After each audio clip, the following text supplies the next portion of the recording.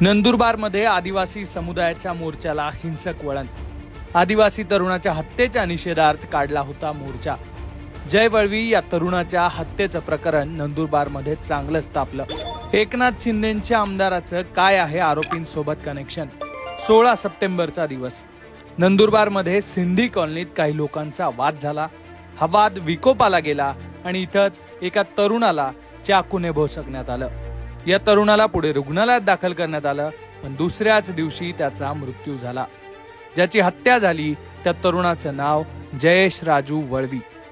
जयेश वळवी हा तरुण आदिवासी समाजात सक्रिय होता, त्यामुळे या हत्येनं नंदुरबार जिल्हा हादरला। धक्कादायक म्हणजे जेव्हा ही घटना घडली तेव्हा एक पोलीस कर्मचारीही तिथं उपस्थित होता असा आरोप करण्यात येतोय। तसंच ज्या आरोपींनी ही हत्या केली आहे त्या आरोपींचा शिंदेचे आमदार चंद्रकांत रघुवंशी यांच्यासोबतचा एक फोटो सुद्धा व्हायरल होतोय। ही सगळी घटना ज्या दुकानासमोर घडली त्या दुकानाबाहेर सीसीटीव्ही लावलेला होता। सीसीटीव्ही कॅमेऱ्यात जय वळवीच्या हत्येचं सगळं प्रकरण हे रेकॉर्ड झालंय। हा सगळा थरार या सीसीटीव्ही मध्ये स्पष्ट दिसतोय। त्यात जय वळवीवर अनेक वेळा चाकूने वार करण्यात आलेत। अगदी ठरवून हे सगळं केल्यासारखं या व्हिडिओत दिसतंय। या प्रकरणातली आतली माहिती अशी की जय वळवी आणि समोरच्या तरुणांचा जुना वाद होता। दोन गटातल्या वादासारखं हे प्रकरण होतं। 16 तारखेला जेव्हा एका कपड्याच्या दुकानात दोन्ही तरुण आमने सामने आले तेव्हा त्यांच्या दुकानात शाब्दिक चकमक झाली आणि जेव्हा जय वळवी हा बाहेर पडला तेव्हा त्याच्यावर चाकूने वार करण्यात आले। याच घटनास्थळावरच्या दोन महत्त्वाच्या गोष्टींची चर्चा होते, कारण एका व्यक्तीनं शांतपणे ही सगळी घटना जवळ उभी राहून पाहिली आणि ही व्यक्ती दुसरी तिसरी कोणी नसून एक पोलीस कर्मचारी असल्याचा आरोप केला जातोय। तसंच दुसरीकडे या प्रकरणातल्या आरोपींचं शिंदे गटाचे आमदार चंद्रकांत रघुवंशींसोबतही कनेक्शन असल्याचा आरोप केला जातोय। तसे काही फोटो सुद्धा समोर आलेले आहेत। जय वळवी या तरुणाच्या हत्येची बातमी ही आदिवासी समाजात वाऱ्यासारखी पसरली आणि आदिवासी समाजात संताप निर्माण झाला। नंदुरबारच्या पिंपळनेर पोलीस स्टेशनला वेगवेगळ्या आदिवासी संघटनांकडून निवेदन सुद्धा देण्यात आलं। पोलिसांनी या प्रकरणात भैया मराठे आणि सूर्यकांत मराठेसह आणखी काही लोकांना अटक केली। हाच सूर्यकांत मराठे हा शिंदेच्या शिवसेनेचे आमदार चंद्रकांत रघुवंशी यांचा समर्थक असल्याचा आरोप केले जात आहेत आणि तसे काही फोटो सुद्धा समोर आलेले आहेत। त्यामुळे चंद्रकांत रघुवंशी यांच्या विरोधातही रोष निर्माण झालेला दिसतोय। एकूणच ही सगळी परिस्थिती पाहता पोलिसांनी या प्रकरणाची स्वतंत्र एसआयटी चौकशी करावी अशी मागणी आदिवासी समाजाकडून केली जाते। त्याचबरोबर हल्लेखोरांसोबत असलेल्या पोलिसालाही अटक करण्यात यावी, तसंच त्याला निलंबित करावं अशी मागणी करण्यात येते।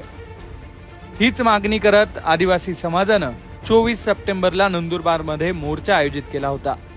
यावेळी मोठ्या संख्येनं आदिवासी बांधव एकत्रित आले आणि मोर्चा काढला। मोर्चा शांततेत जिल्हाधिकारी कार्यालयापर्यंत पोहोचला। तिथे निवेदन सुद्धा देण्यात आलं। मात्र जिल्हाधिकारी कार्यालयाजवळ या मोर्चाला नंतर हिंसक वळण लागलं। पूर्ण मोर्चा शांततेत पार पाडल्यानंतर काही उपद्रवींनी जिल्हाधिकारी कार्यालयात उभ्या असलेल्या गाड्यांची तोडफोड केली आहे।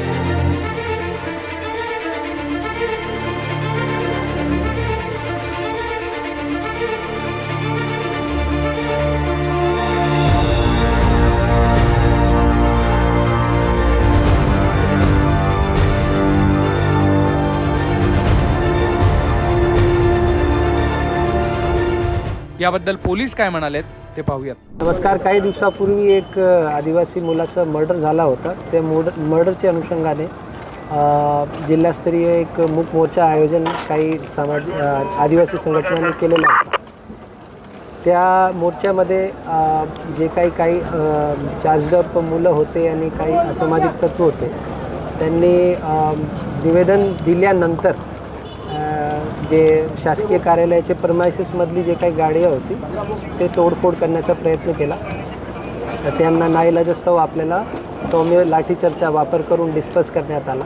त्यानंतर जे रिटर्निंग क्राऊड होती त्यांनी दगडफेक केली आणि त्यांनासुद्धा आता डिस्पर्स करण्यात आला। शहरामध्ये सध्या शांतता आहे आणि पोलीस पेट्रोलिंग सुरू आहे। जवळपास 15 ते 20 हजारचा मॉब होता आणि त्याच्यामध्ये काही असामाजिक तत्व होते आता त्याच्यामध्ये एक स्टॉक रिव्ह्यू घेऊन आम्ही आपल्याला सांगू. बंदोबस्तात असलेल्या पोलीस आणि उपद्रव्यांमध्ये चांगलीच दगडफेक झाली. बराच वेळ हा सगळा प्रकार सुरू होता. पोलिसांनी जमावाला कंट्रोल करण्यासाठी अश्रुधुरांच्या नळकांड्याही फोडल्या. या घटनेत एक पोलीस अधिकारी आणि एक पोलीस कर्मचारी तसंच सामाजिक कार्यकर्त्या मालती वळवी या देखील जखमी झाल्याची माहिती समोर आलेली आहे. बराच वेळानंतर हा सगळा राडा नियंत्रणात आणण्यात पोलिसांना यश आलं. मात्र तोपर्यंत अनेक गाड्यांचं नुकसान झालेलं होतं. या घटनेत काही तरुण हे दगडफेक करताना सुद्धा स्पष्टपणे दिसत आहेत. तसे काही व्हिडिओ सुद्धा सध्या समोर आलेले आहेत. पोलीस परिस्थिती नियंत्रणात करण्यासाठी प्रयत्न करतायत. मात्र पुढचे काही दिवस हे नंदुरबारमध्ये नेमकं काय होणार यावर आपलं लक्ष असणार आहे. सलाउद्दीन लोहारसह ब्युरो रिपोर्ट, लोकमत.